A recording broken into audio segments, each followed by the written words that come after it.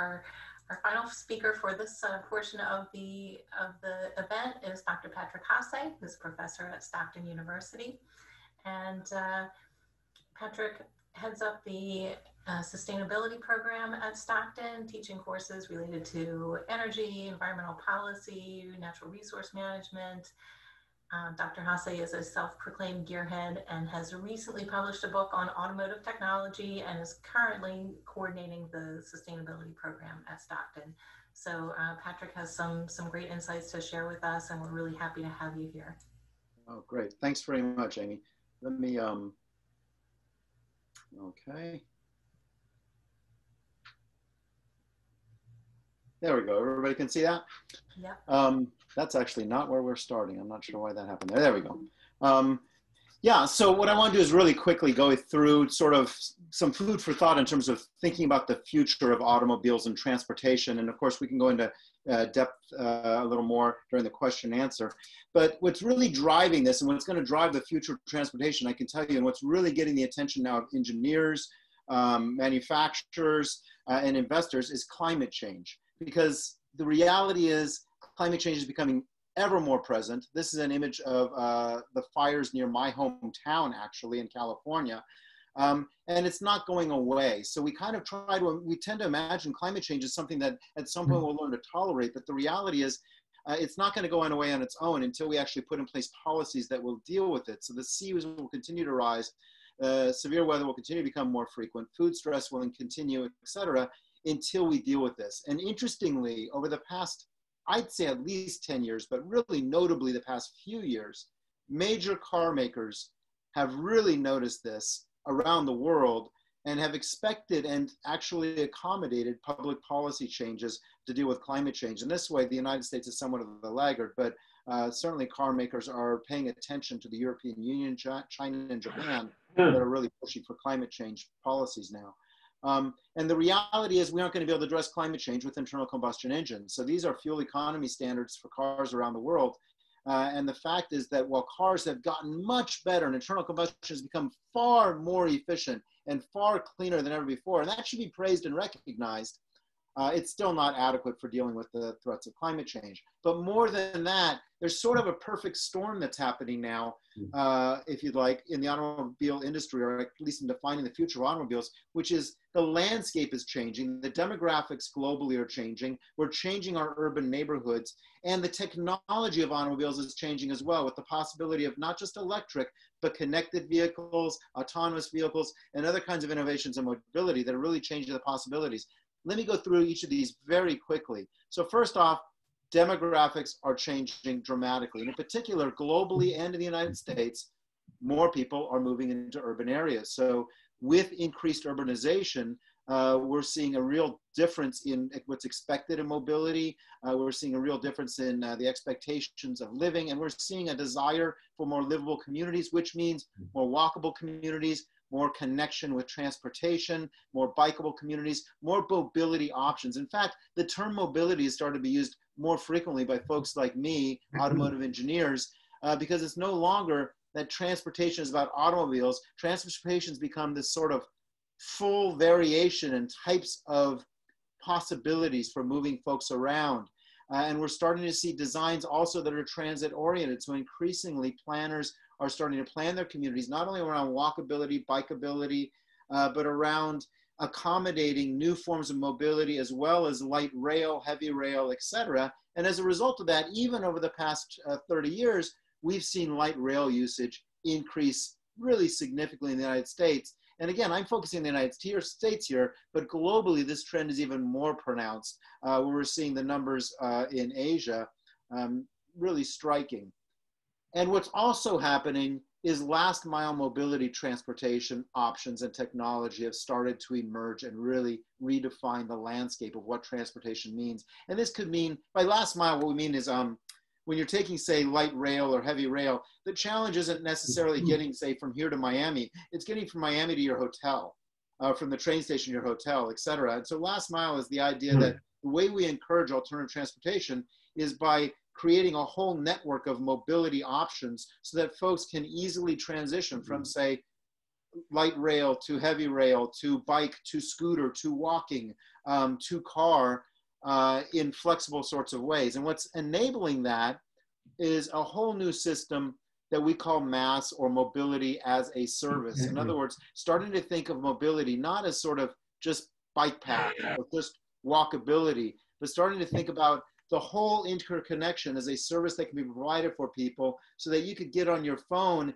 and use the Internet of Things to sort of figure out or find out very easily where there's a bike nearby. Imagine if you're walking through Center City, Philadelphia, and you decide that you want to take a bike to go into University City, and you could just get on your phone and find the nearest bike, hop on it and ride. Or maybe you get in by train, you hop on a bike, ride it to a car share, etc. And sort of that connectivity allows all those things to happen. Car sharing is growing dramatically as well. And I'll tell you that virtually every major car maker is now looking at investing in and creating technology for car sharing operations, which, by the way, isn't just, say, Zipcar, but all sorts of things. So there's station-based car sharing, which, for example, could be, you know, cars in a parking lot. You belong to a group that can use those cars, so you can take one out whenever you want. But also free-floating cars. So now think about, again, that Center City experience where you could actually get on your phone and find a car on that block that you could ride. So you're walking around Center City, you say, I'm getting tired of walking, I want to drive home. You could find a car on the block, unlock it with your phone, hop in it and drive away and leave it wherever you're going.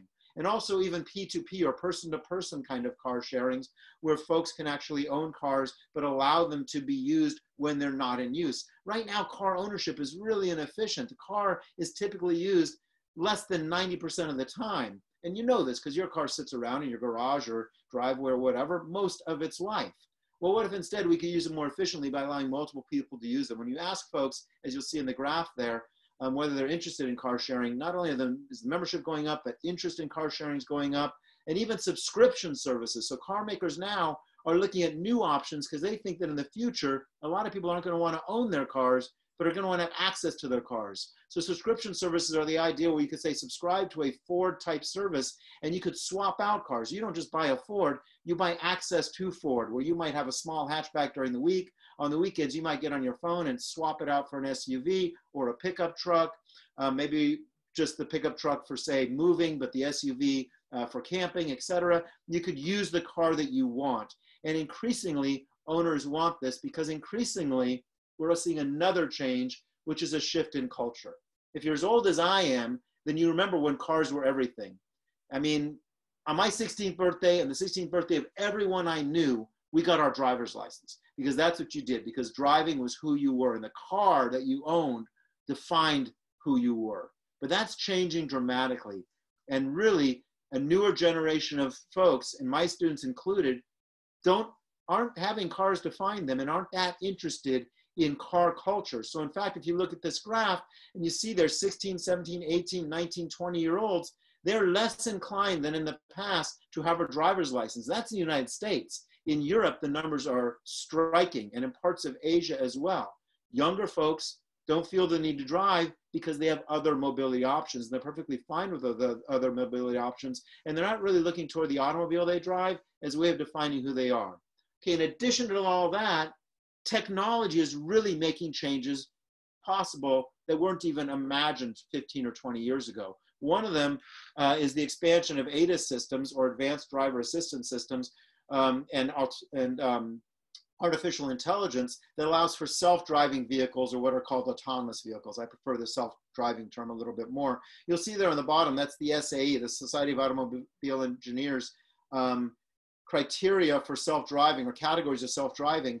And 0 is no automation whatsoever. And then number 5 is full automation of vehicles. I got to tell you, the technology now is moving toward full automation of vehicles. We haven't solved all the problems, but we now have the capacity to make vehicles that will drive themselves on existing roads with existing technology far safer than any human driver would be likely to be.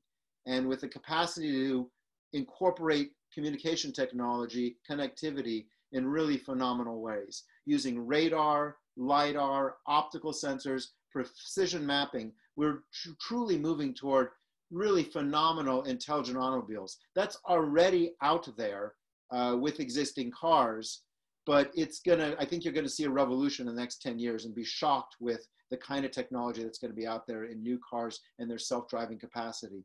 In addition, connected automobiles. Automobiles that connect with the infrastructure, connect with other cars, connect with transportation networks, connect even with pedestrians, with the grid to actually coordinate their operation.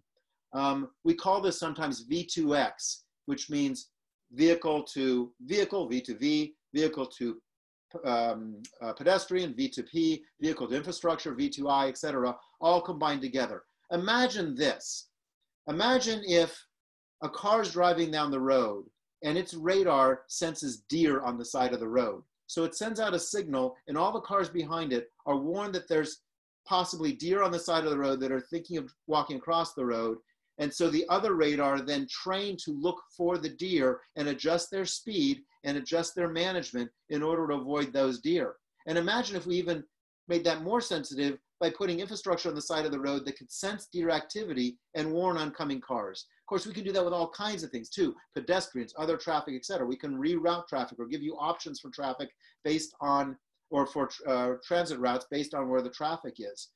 All of this isn't just fantasy, and all this isn't just me, the automotive engineer researcher, kind of playing with possible ideas. All of this is in the pipeline.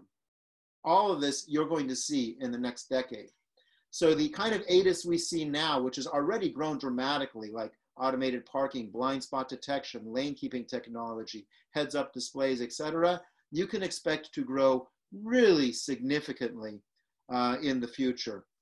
And the reason for that isn't just to address climate change, but it's because that's the technology that the automobile industry really sees as the future. So the key automakers now are looking at this to give them a competitive edge. This is a picture I took at the most recent Society for Automotive Engineers conference.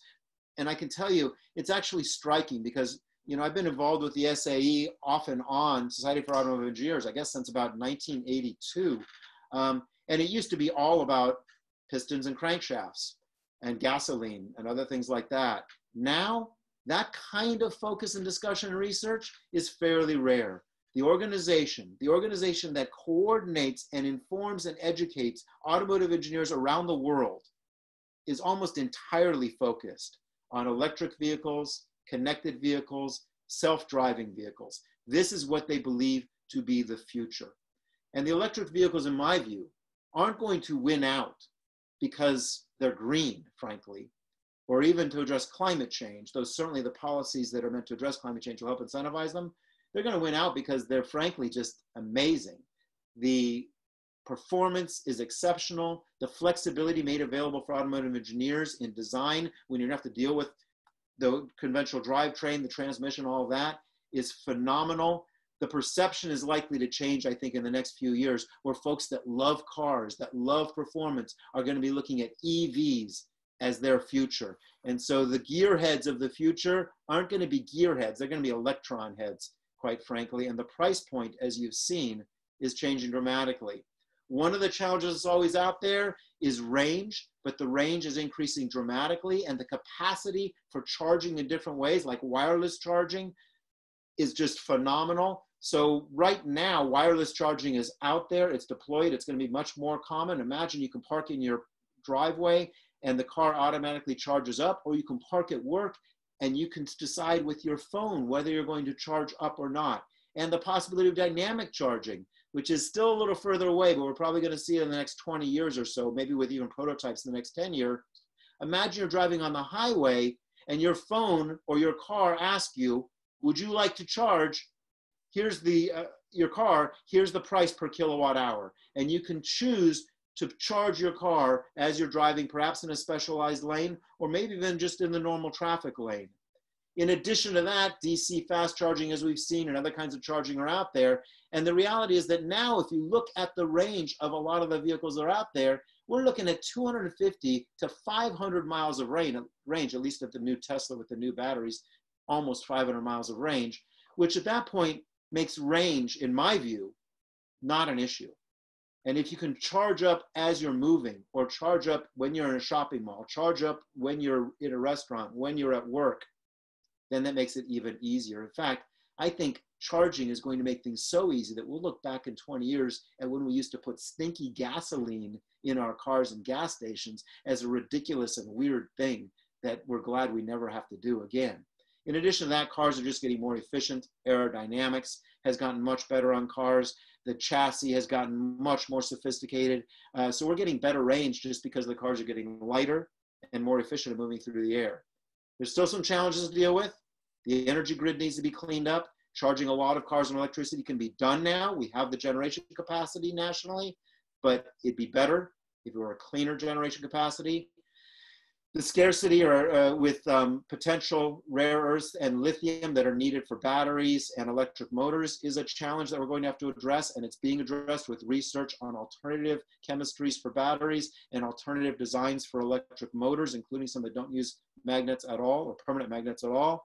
And the recyclability of both the cars with all the different kinds of components on it, the batteries and the electric motors is challenging. But we're really seeing a new mobility scene. And here's the thing I want you to think about philosophically. Since cars have been on the planet, transportation, car ownership, and driving have been one thing. If you wanted transportation, you had to buy a car, and you had to drive the car. And driving was about getting around. Imagine those, however, as separate things.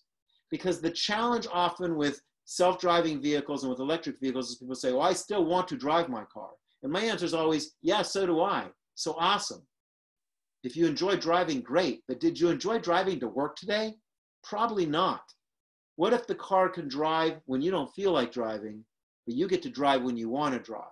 And what if you don't have to own the car? So you could have a self-driving car during the week, maybe a sports car that you drive yourself on the weekends, or when you go on vacation, or when you want to go out and drive your car. Imagine if getting around was about mobility.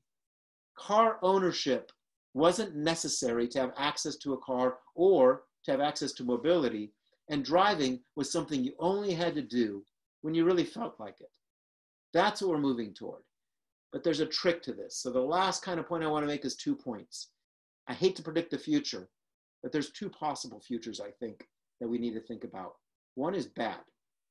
What I mean by that is we could make cars a lot easier to take. We could make cars autonomous, self-driving. And if we do that, people are going to drive a lot more. And if we improve the performance, they could drive a lot more. And if we don't clean up the grid and we don't move aggressively to electric vehicles, that could mean a lot of increased vehicle miles traveled, or VMT, which means a much larger transportation footprint, which means an acceleration of climate change. That would be very bad. So short version of that is we don't want to make cars just more fun to drive or easier to drive. We also need to make them a lot cleaner, a lot more sustainable. So the good future is a future that incorporates autonomous driving, incorporates electric vehicles, improves safety, improves inclusion, because imagine if you've got self-driving vehicles, people that may not be able to drive because perhaps they've lost some of their skills and response time because of age, or perhaps they're too young, still have mobility available to them. Increased efficiency, traffic optimization, improved efficiency in terms of aerodynamics, because cars could drive and trucks could drive much closer together, a dynamic called platooning that allows them to reduce their drag really significantly. Improved planning and transportation integration, which means you have the option of mobility, not just a car as your option of getting around, but multiple options for getting around. And potentially, if we combine all that together, we can get up to 90% reduction in emissions from our transportation footprint, which could be enough to really make a major change in the current trajectory of climate change.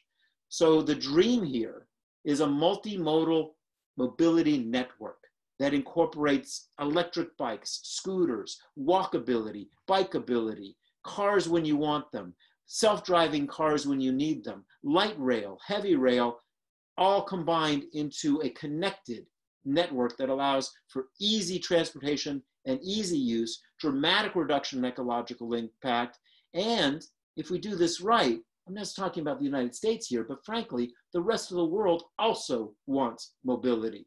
So we could create the ecological space to allow the world to kind of have the mobility that Americans have enjoyed for quite a bit of time. So I think there's a real promising future here if we can avoid the worst case scenario, which is we make driving a lot easier without making it a lot cleaner. Thank you.